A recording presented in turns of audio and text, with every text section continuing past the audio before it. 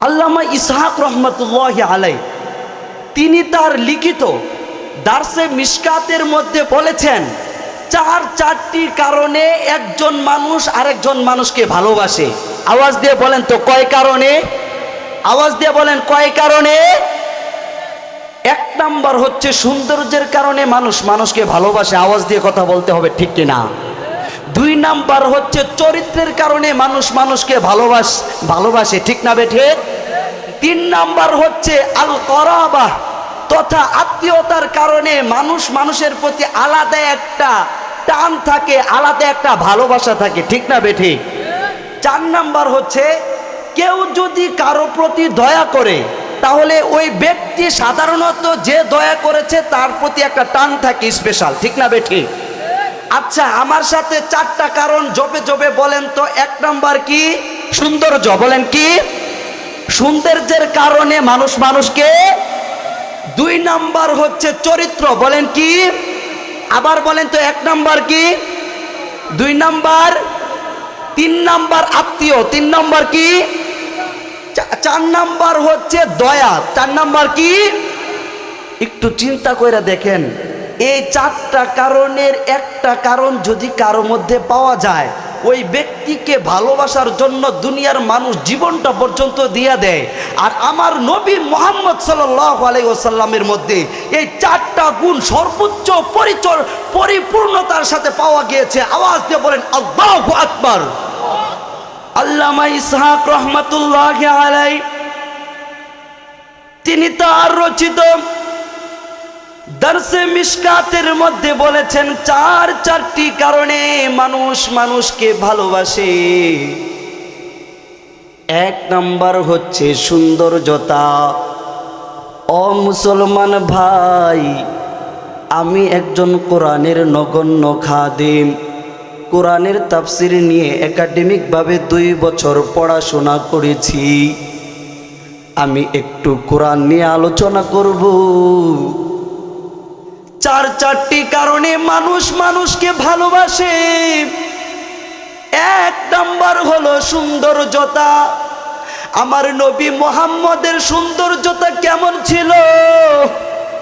আল্লাহর নবীর জলিলে কদর সাহাবী হযরত আবু হুরায়রা রাদিয়াল্লাহু তাআলা আনহু, যিনি নবীজির সাথে দীর্ঘদিন সময় কাটিয়েছেন, যিনি নবীর হাদিস সবচাইতে বেশি বর্ণনা করেছেন, তিনি বলেন, মা রাআইতু শাইআন আহসানা মিন রাসূলিল্লাহি সাল্লাল্লাহু আলাইহি ওয়াসাল্লাম। আবু হুরায়রা রাদিয়াল্লাহু তাআলা আনহু বলেন, আমি এই পৃথিবীর চাঁদের সৌন্দর্য দেখেছি, আমি এই পৃথিবীর নদী নালা গ্রহ নক্ষত্রের সৌন্দর্য দেখেছি, আমি এই পৃথিবীর আল্লাহর সৃষ্টির সৌন্দর্য দেখেছি, কিন্তু আমি আবু হুরায়রা নবীর চাইতে সৌন্দর্য আর কিছুর মধ্যে খুঁজে পাই নাই। আল্লাহু আকবার। ও মুসলমান, আবু হুরায়রা বলে, এই পৃথিবীর জমিনে নবীর চাইতে সুন্দর আমি কাউকে দেখি নাই। কাআন্না শামসা তাজরি ফি ওয়াজহিহি, আমার নবীর মমতাময় চেহারাটা এত সুন্দর ছিল যেন আসমানের সূর্যটা নবীর চেহারার মধ্যে ঝলমল করতে থাকতো। এই প্রমাণ হয়ে গেছে, যদি সৌন্দর্যের কারণে পৃথিবীর জমিনে কাউকে ভালোবাসতে হয়, নবী মুহাম্মদকে ভালোবাসতে হবে। চিল্লায় বলেন কথা ঠিক কিনা? ও মুসলমান, শুধু এতটুকুর মধ্যেই সীমাবদ্ধ নয়। আল্লাহর নবীর জলিলে কদর সাহাবী হযরত আনাস রাদিয়াল্লাহু তাআলা আনহু, যিনি দীর্ঘ 10 বছর নবীর সেবা দিয়েছেন, সেবক ছিলেন, খাদেম ছিলেন। আনাস ইবনে মালিক রাদিয়াল্লাহু তাআলা আনহু বলেন, লাইসান নবী সাল্লাল্লাহু আলাইহি ওয়াসাল্লাম বিতাবিলিল বাইন ওয়ালা বিল কসির। আনাস ইবনে মালিক নবীর 10 বছরের খাদেম ছিল, নবীর সাথে সাথে ঘুরতো, তিনি বলেন লাইসান নবী সাল্লাল্লাহু আলাইহি ওয়াসাল্লাম বিতাবিলিল বাইন, আমার নবী অতিরিক্ত লম্বা ছিল না যেটা মানুষ ভালোবাসে না, ওয়ালা বিল কসির, আবার অতিরিক্ত খাটো ছিল না যেটা মানুষ দেখলে পছন্দ করে না, ওয়ালা বিল আবিয়াদিল আমহাক, আবার নবীর চেহারা মুবারক ধবধবে সাদা ছিল না, ওয়ালা বিল আদম, আবার বাদামি কালারেরও ছিল না, বরং আমার নবী অতিরিক্ত সাদাও ছিল না, অতিরিক্ত লাল ছিল না, বরং সাদা ছিল তার মধ্যে লালচে ভাব ছিল। আওয়াজ দিয়ে বলেন আল্লাহু আকবার। আহারে আমার নবীর চেহারা কেমন সুন্দর।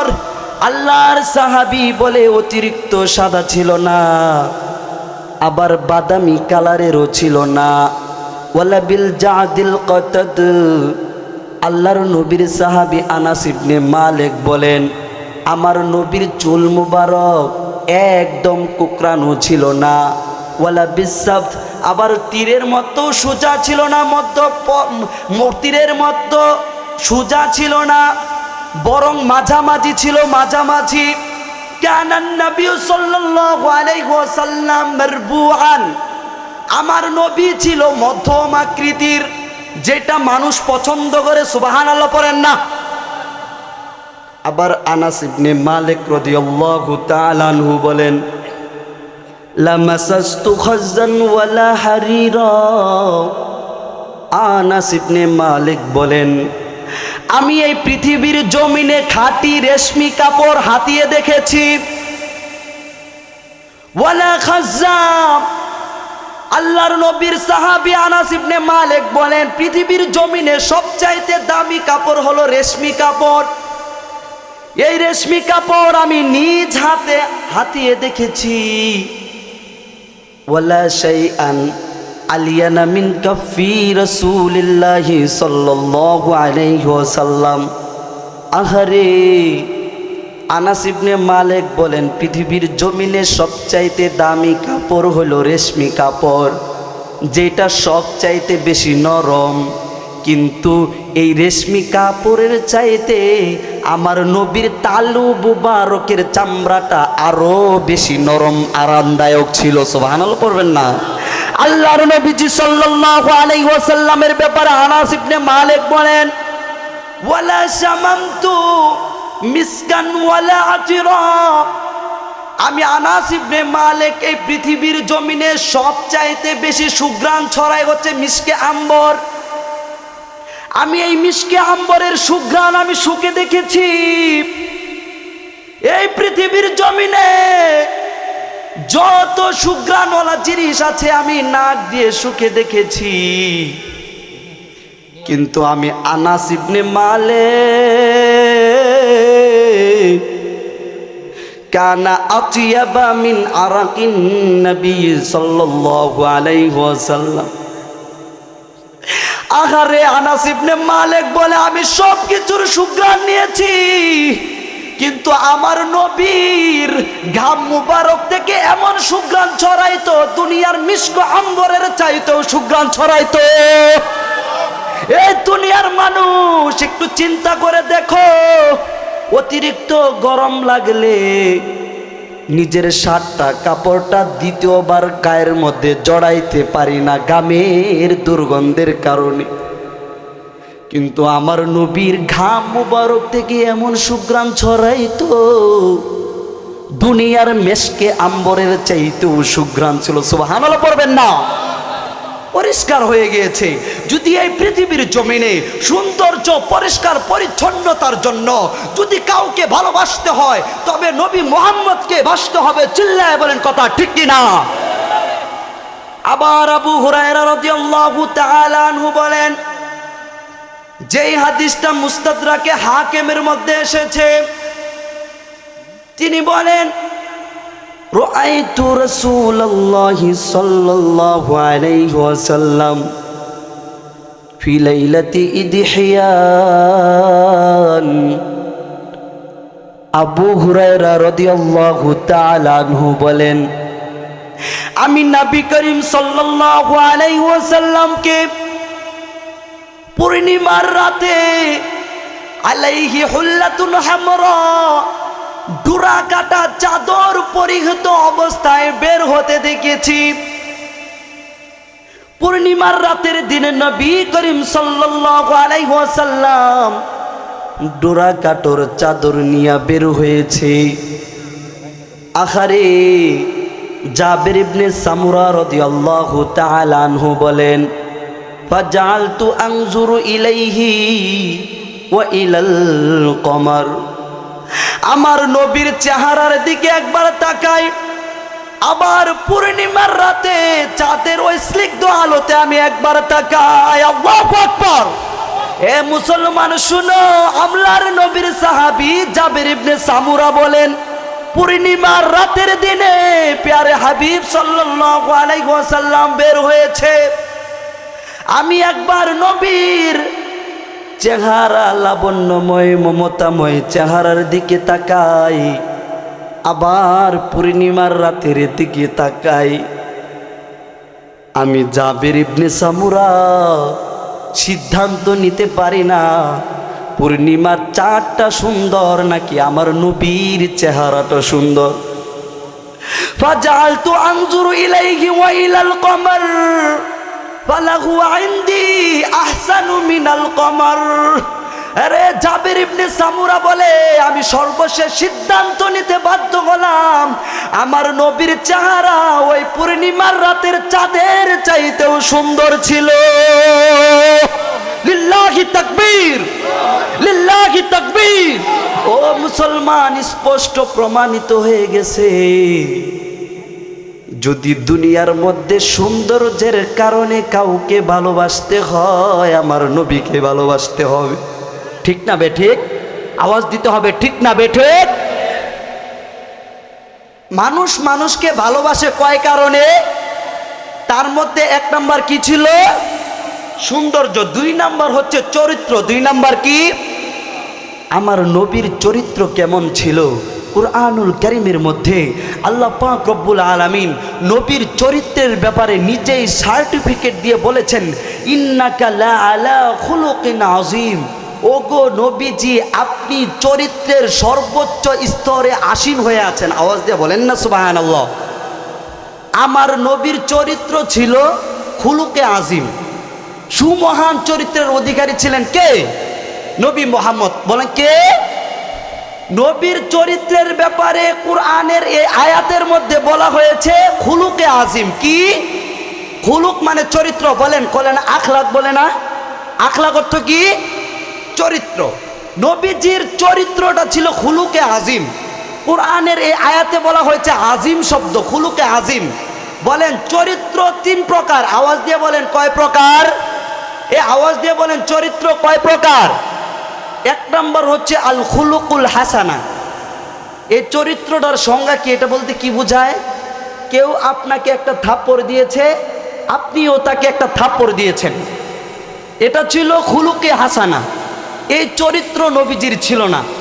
দ্বিতীয় নাম্বার হচ্ছে আল খুলুকুল কারীমা, অর্থাৎ এমন চরিত্র, কেউ আপনাকে গালি দিয়েছে, কেউ আপনাকে থাপ্পড় দিয়েছে, আপনি তাকে থাপ্পড় না দিয়ে, আপনার গালির জবাব না দিয়ে, বরং আপনি নিজে ধৈর্য ধরেছেন, আপনি তাকে কিছু বলেন নাই।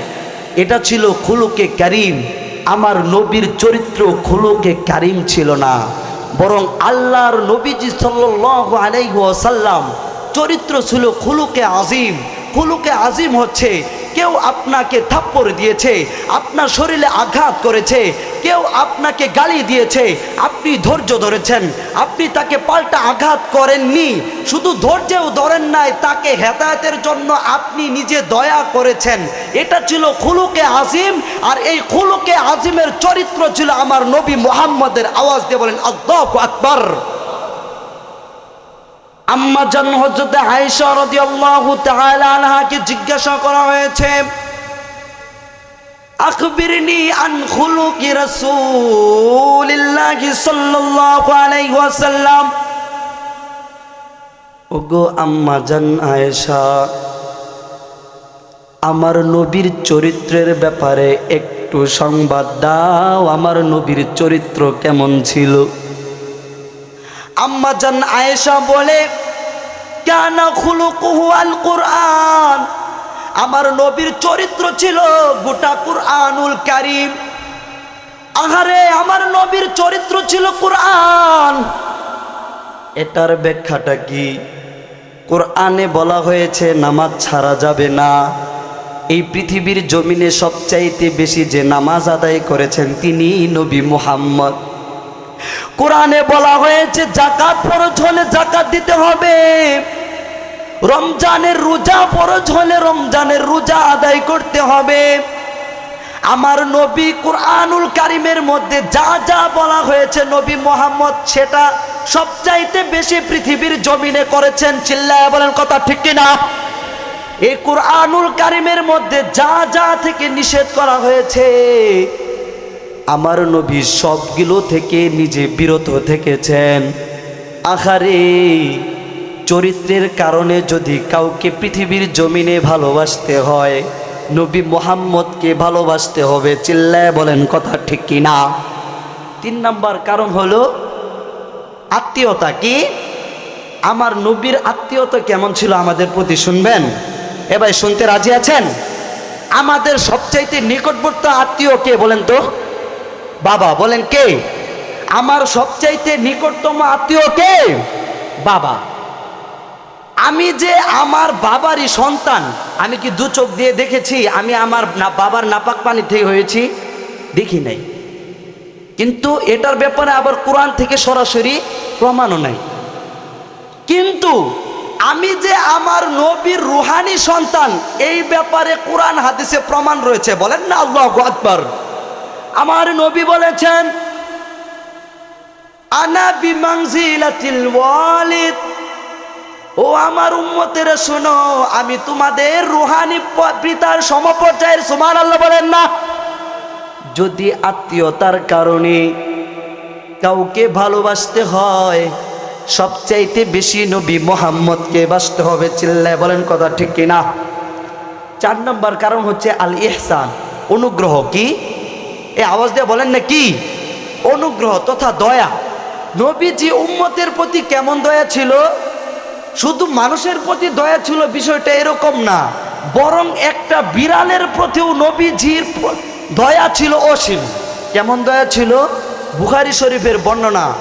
তিনি বলেন, নবীজি সাল্লাল্লাহু আলাইহি ওয়াসাল্লাম বলেন, উযিবাত ইমরাআতুন ফি হিররাতিন হাবাসাত হাত্তা মাতাত জুআ। আল্লাহর নবীজি সাল্লাল্লাহু আলাইহি ওয়াসাল্লাম বলেন, আগের জামানায় একজন মহিলা একটা বিড়ালকে আটকিয়ে রেখেছে। আটকিয়ে রেখে রেখে তাকে খাবারেরও যোগান দেয় নাই, পানি পান করতে দেয় নাই, খাবার খেতে দেয় নাই। তাকে আটকিয়ে রেখে রেখে তাকে ক্ষুধার্ত অবস্থায় মেরে ফেলেছে। ফাদাখালাত ফীহিন্নান নার, অতঃপর এই মহিলাটা জাহান্নামে গিয়েছে। ফাকালা আল্লাহু আলাম লা আনতি আতআমতিহা ওয়ালা সাকাইতিহা ওয়ালা আরসালতিহা ইযা হাবাসতিহা ফাআকালাতহা মিন খাশাশিল আরদি। আল্লাহর নবীজি সাল্লাল্লাহু আলাইহি ওয়াসাল্লাম বলেন, এই মহিলাটা বিড়ালটাকে আটকায় রাখা মেরে ফেলেছে। এই বিড়ালটাকে এই মহিলা খাবার দেয় নাই, পানিও পান করায় নাই।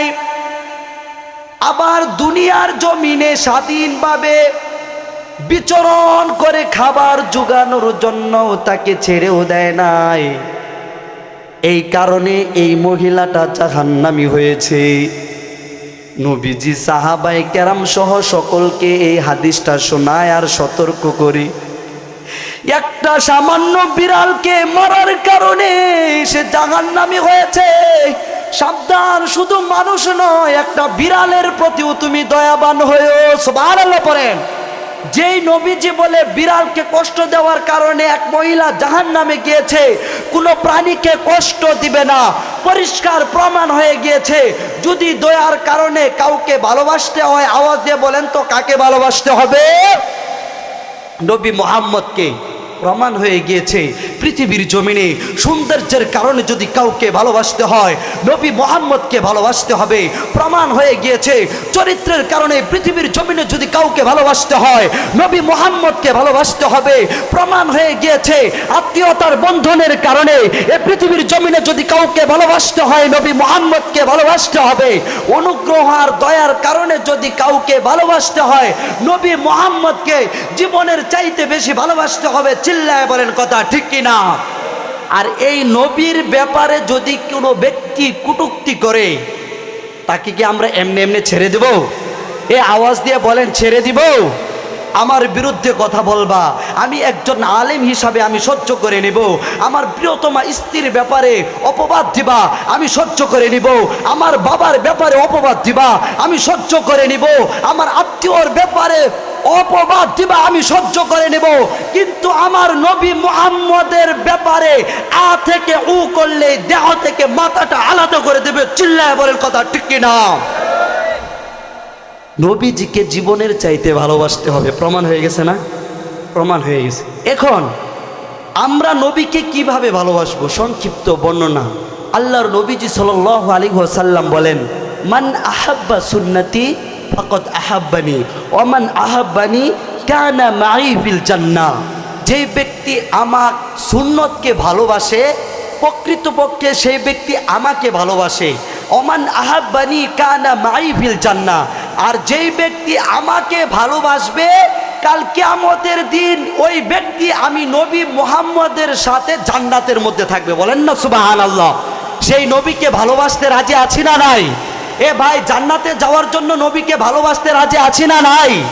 তাহলে নবীকে ভালোবাসতে হলে নবীর সুন্নতকে ভালোবাসতে হবে। এখন বলেন তো, দাড়ি রেখে নবীজিকে ভালোবাসতে হবে নাকি দাড়ি কেটে? এ বলেন না, নামাজ পড়ে নাকি নামাজ ছেড়ে? জাকাত দিয়ে নাকি জাকাত না দিয়ে? ঘুষ খেয়ে নাকি ঘুষ না দিয়ে? এই চাঁদাবাজি করে না চাঁদাবাজি না করে? পরিষ্কার কথা, নবীর সুন্নতের অনুসরণের মাধ্যমে আমার নবীকে ভালোবাসতে হবে। আর আপনি যদি আমার নবীকে জীবনের চাইতে ভালোবাসতে পারেন, আপনি পরিপূর্ণ ঈমানদার হতে পারবেন। সময়ের সংক্ষিপ্ততা, প্রায় 25 থেকে 30টা হাদিসের মাধ্যমে আলোচনাটা সাজিয়েছিলাম, যার 100 ভাগের 20% বলা হয় নাই। যদি কখনো সুযোগ পাই, যদি আশা হয়, ইনশাআল্লাহ এই আলোকে আলোচনা করব। আপনারা সকলে রাজি আছেন তো ইনশাআল্লাহ? আচ্ছা, আমি আপনাদেরকে বলেছিলাম আমার আলোচনা শেষে আপনাদেরকে প্রশ্ন করব। এই প্রশ্নের উত্তরে যদি আপনারা পারেন, তাহলে সবাইকে পুরস্কার করা হবে। প্রশ্নের উত্তর দিতে রাজি আছেন ইনশাআল্লাহ? এ বলেন, রাজি আছেন? আচ্ছা বলেন তো, কয় কারণে মানুষ মানুষকে ভালোবাসে? কে বলবেন? কে বলতে পারবেন? পুরোটা একদমই হাত তুলেন। 4 কারণ একসাথে কে কে বলতে পারবেন? একটু হাত তুলেন তো, যে কোনো একজন হাত। হ্যাঁ, একটু বলেন তো দাঁড়িয়ে। দয়া। আচ্ছা বলেন তো, নবীর সৌন্দর্য কেমন ছিল? মাশাআল্লাহ। অন্য কেউ বলবেন না? আচ্ছা, নবীজি সাল্লাল্লাহু আলাইহি ওয়াসাল্লামের চরিত্রটা কার সাথে উপমা দেওয়া হয়েছে? কার সাথে? কোন কিতাবের সাথে? কোরআনের সাথে। মাশাআল্লাহ। আচ্ছা, আরেকজন প্রশ্নের উত্তর দিতে পারবেন? 4টা কারণ, এর মধ্য থেকে একটা কারণ ছিল আত্মীয়তা। কি ছিল বলেন তো? নবী আমাদের কি হন? বাবা। কি বাবা? রুহানি নাকি সরাসরি? রুহানি। আচ্ছা, যে কোনো একজন বলবেন আমার নবী চরিত্র ছিল খুলুকে হাসিন। বলেন তো, চরিত্র কয় প্রকার বলতে পারবেন কে? 3 প্রকার। কে কে বলতে পারবেন? একটু হাত তুলেন তো। বলতে পারবেন? আচ্ছা, আমার নবী সবচেয়ে বেশি দয়াশীল ছিলেন উম্মতের প্রতি, এমনকি একটা বিড়ালের প্রতিও দয়া ছিল। বলেন তো, এই বিড়ালের ঘটনাটা কে বলতে পারবেন? একটু বলেন তো সংক্ষিপ্ত আকারে। বলতে পারবেন? হ্যাঁ হ্যাঁ হ্যাঁ হ্যাঁ হ্যাঁ। মাশাআল্লাহ। নবীজি সাল্লাল্লাহু আলাইহি ওয়াসাল্লাম সতর্ক করেছেন, সামান্য একটা বিড়ালকে না খাওয়িয়ে রেখে এই বিড়ালটাকে মেরে ফেলেছিল, সেই মহিলা জাহান্নামী হয়েছে। নবীজি ঘটনা শোনায় সাহাবাইকে বিড়ালকে কষ্ট দেওয়া যাবে না, যে দয়ার কারণে যদি ভালোবাসতে হয় কাকে বাসতে হবে। মাশাআল্লাহ, আপনি খুব সুন্দর উত্তর দিয়েছেন। আপনাকে আমার পক্ষ থেকে 100 টাকা পুরস্কার, একটু যদি নিয়ে যাইতেন আমাদের প্রধান মেহমানের হাত থেকে নিয়ে যাবেন ইনশাআল্লাহ। আচ্ছা, 20 মিনিটে তো আলোচনা গোছানো যায় না, গোছানো যায়? আলোচনা গোছানো যায় না। যতটুকু সম্ভব হয়েছে, প্রায় 10টার মতো হাদিস বলেছি, ইহার ওপর আমাদের আমল করা তৌফিক দান করে সকলে বলেন আমিন। এই 4টা কারণ সবাই পারবেন তো ইনশাআল্লাহ পরবর্তী সময়ে? আচ্ছা, আমরা এই মাহফিল থেকে কিছু পাইছি ইনশাআল্লাহ। এই 20 মিনিটের আলোচনাও যে অনেক কিছু পাওয়া যায় এটা প্রমাণ হয়েছে। তাফসির কাকে বলে বুঝতে হবে, তাফসির নিয়ে পড়াশোনা করতে হবে। এমন কোনো আলোচক আনা যাবে না যে শুধু কোরআন আয়াতের কোনো ধারে কাছেও নাই, এমন আলোচক আইন না 2 ঘন্টা আলোচনা করে। আমাদেরকে মাইন্ডসেট হবে, বুঝতে হবে কে আলোচনা করতে পারে আর কে আলোচনা করতে পারে না। আল্লাহ পাক রব্বুল আলামিন আমাদের তৌফিক দান করুন, আমাদেরকে কোরআনটা সঠিকভাবে বোঝার তৌফিক দান করুন।